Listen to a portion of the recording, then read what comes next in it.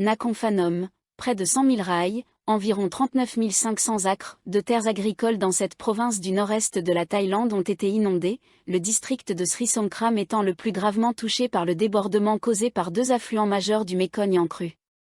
Si les niveaux du Mékong ne baissent pas dans les 2 prochaines semaines, les rizières inondées risquent de subir des dommages importants.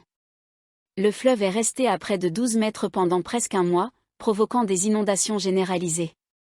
Le dernier recensement a montré que près de 100 000 rails de terres agricoles à Nakhon Phanom ont été gravement inondés. À Sri Songkhram, plus de 55 000 rails de rizières ont été submergés. Les éleveurs de bétail ont également été affectés, ayant dû évacuer leurs animaux vers des zones plus élevées, entraînant une pénurie de nourriture pour le bétail. Ils ont demandé l'aide du gouvernement pour obtenir de la paille de riz compressée. Les habitants du village de Pakun, situé le long des rivières Namoon et Nam Songkhram, dépendent des bateaux pour se déplacer en raison des inondations massives, qui ont submergé environ 20 à 30 maisons. Les inondations ont également touché environ 300 foyers dans le village de Thabo, dans le tambon de Thabo Songkhram. Lada Sekanin, une habitante de 76 ans de Pakun, a déclaré que son village subit chaque année des débordements des deux affluents, mais que la situation de cette année est plus grave. Les agences publiques et privées fournissent des secours pour aider les ménages touchés, a-t-elle ajouté.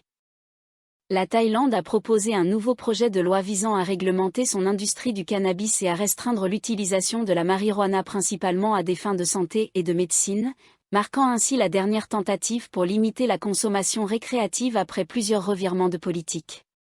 Selon ce projet de loi, le cannabis ou ses extraits seront autorisés pour les traitements médicaux et la recherche par des agences d'État, ainsi que pour leur utilisation dans les produits à base de plantes, les aliments et les cosmétiques. Le nouveau projet de loi a été publié plus tôt cette semaine par le ministère de la Santé publique, quelques jours après l'entrée en fonction de la nouvelle administration du Premier ministre Paetongtarn Shinawatra. Le projet de loi semble adopter une position plus souple par rapport aux efforts précédents du gouvernement pour réglementer l'industrie. En effet, il ne contient plus de clause interdisant explicitement l'usage récréatif du cannabis, qui avait été proposé dans une version antérieure par l'administration de l'ex-premier ministre Srettha Thavisin. Cela signifie également que le nouveau gouvernement a abandonné l'idée de reclasser la plante comme stupéfiant. Cependant, toute personne consommant du cannabis ou ses extraits pour des usages non spécifiés dans le projet de loi s'expose à une amende pouvant aller jusqu'à 60 000 bahts.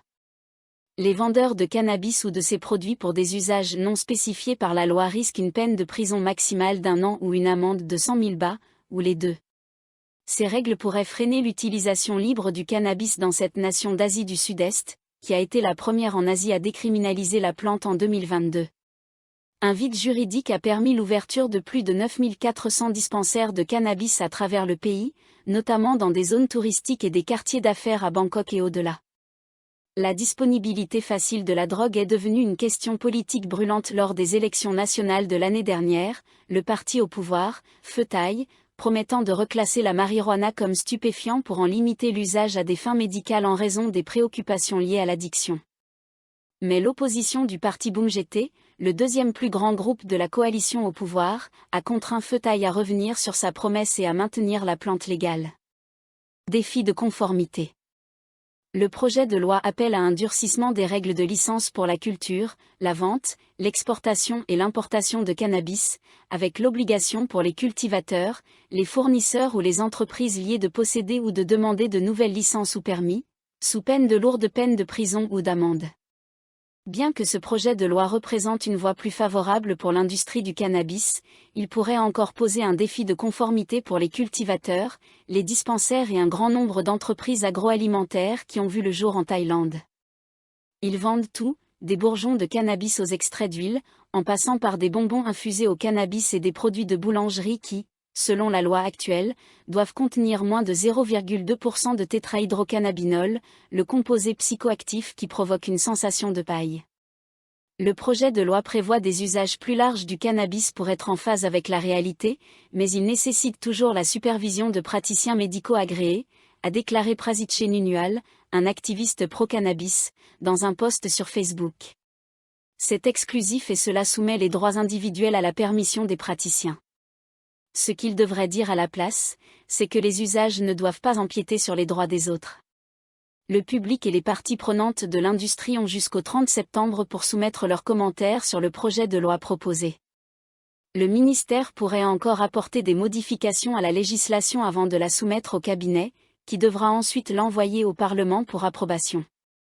Le président de la Chambre, Wan Muhammad Noor Matha, a déclaré jeudi qu'il n'avait pas encore reçu de pétition demandant une enquête sur les absences fréquentes du chef du parti Palam Pracharat, PPRP, le général Prawi Wongsuwon, lors des réunions parlementaires.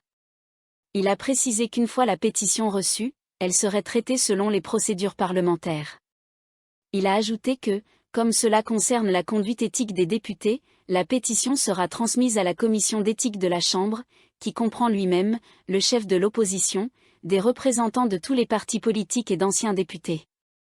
M. Wan répondait à des questions concernant la pétition que l'ancien porte-parole du parti Pheu Thai, Phrompong Nopari, a déclaré vouloir soumettre pour demander un examen des registres de présence du général Prawi. M. Phrompong a affirmé que le général Prawi était rarement vu lors des réunions de la Chambre, ce qui soulève des questions sur le fait de savoir si le chef du PPRP, en tant que député sur la liste du parti, a rempli ses responsabilités constitutionnelles et éthiques en tant que député. Selon le président de la Chambre, la commission d'éthique examinera la question conformément au règlement de la Chambre afin de déterminer si le général Prawi a effectivement commis une violation éthique. Lorsqu'on lui a demandé si le général Prawi avait officiellement soumis une demande de congé avant ses absences, M. Wan a répondu qu'il n'en était pas sûr, car cette question est généralement gérée directement par le secrétariat de la Chambre. Bien que les députés n'aient pas besoin de son approbation pour prendre un congé, ils peuvent perdre leur statut de parlementaire s'ils ne participent pas régulièrement aux réunions de la Chambre sans raison valable.